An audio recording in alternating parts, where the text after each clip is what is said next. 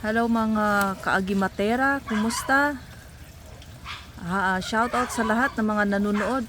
Pasensya na po sa mga kapaligiran natin na maingay na maraming aso. Ito pong mga pinapakita ko sa inyo ay ito ay makakatulong sa atin. So bago ang lahat, maraming salamat at welcome back to my channel. Sa mga baguhan dyan, subscribe, paklik na lang sa bell, at pa-comment na lang na baguhan kayo mga people.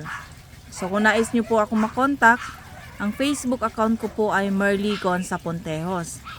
I-PM nyo ako dyan para naman sa mga katanungan na gusto nyong itanong sa akin. At mag-PM na lang din po kayo kung kayo ay mga baguhan. Pamensahe na lang po kung nanonood kayo at sa aking YouTube. Maraming salamat kahit mga emoji lang people, at sana hindi nyo po i-skip ang aking ads mga people. Continue lang po tayo sa panunood hanggang matapos sa aking video, ang aking vlog, para mas maunawaan ninyo kung ano ba talaga ang mga pinapakita ko. Etong mga pinakita ko people ay isa ito sa Gayuma Sandabid. Ang Gayuma Sandabid spray, ito po ay pwede natin gamitin sa mahumaling, lakas ng karisma, mapaibig sa'yo na features na rin po ito sa I Wonder TV GMA. Iniba ko lang yung ating, meron tayong roll-on nito mga people, pero ito ay ginamitan natin ng spray.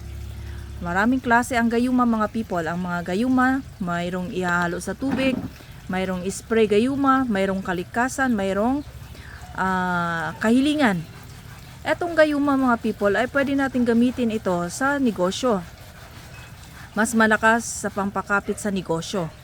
Pagdating naman sa karisma o maibig sa iyo, ibigin ka ng iyong mga mahal sa buhay, mahal partner, girlfriend, boyfriend, or mga sino man yan, asawa, pwede rin po ito pampaamo, pampabait ng tao mga people.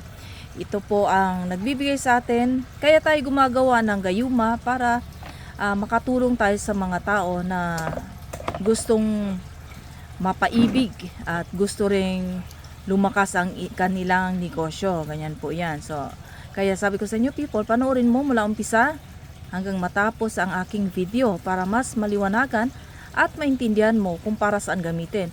Ang paggamit po nito ay spray mo lang. Kung sa tindahan mo gagamitin, i-spray mo lang po ito sa tindahan. I-spray mo lang sa tindahan mo, sa kaperahan mo.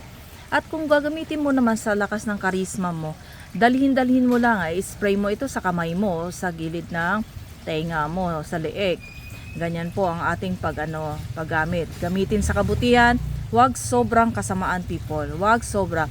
Alam naman natin na ang gayuma ay sinasabi nilang kaliwa, pero pagka ginamit mo sa kabutihan, pag ginamit mo sa tama lang, ito ay gagana. So maraming salamat people. God bless po sa ating lahat.